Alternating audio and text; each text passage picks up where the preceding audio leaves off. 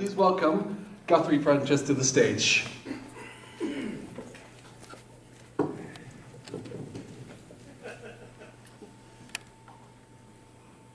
Thanks again for that quick introduction. I'd also like to thank our previous presenters for leading up to some elements of my speech today. What I'm about to say is a little controversial, so please keep an open mind until after the ending, and if you have any criticisms, please contact me after. Before starting, I'd like to mention this presentation is based on my paper On Science as Morality, which is published in this edition of Autism's own journal. So if anything I mention is unclear, feel free to read that paper for further context. Sorry. Now, with that said, we are all, or mostly all, here tonight because we are celebrating autism as a culture unto itself. No matter where you are on the spectrum, this culture is yours and you have something valuable and unique to contribute. I believe at present that these contributions not only make our culture flourish, but may have a chance to improve the rest of the world for the better.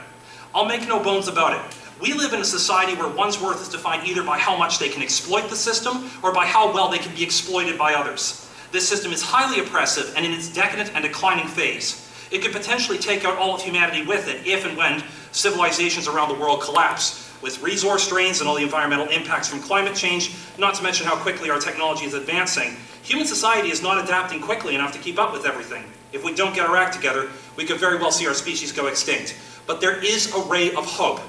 People on the autism spectrum are growing leaps and bounds. 1 in 45 children is the current figure that stands of people with having an ASD.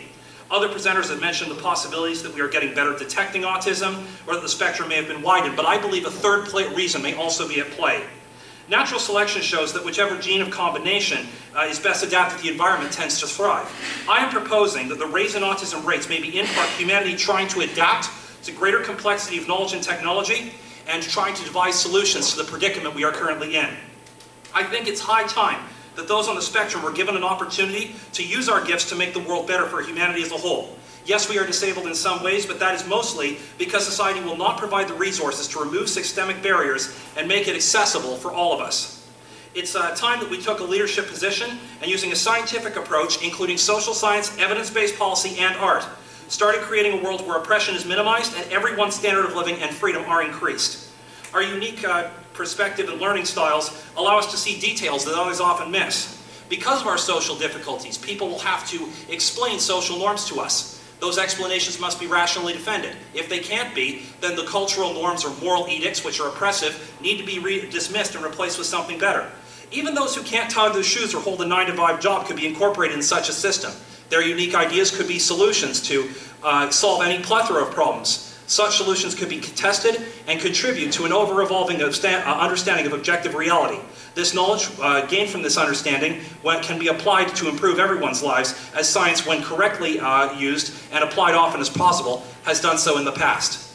In conclusion, we have seen very similar groups, groups who have been in power, have been run society for the past several thousand years, and we have seen the limitations of such rule. Maybe it's time that persons with autism had a chance to see if we can do any better.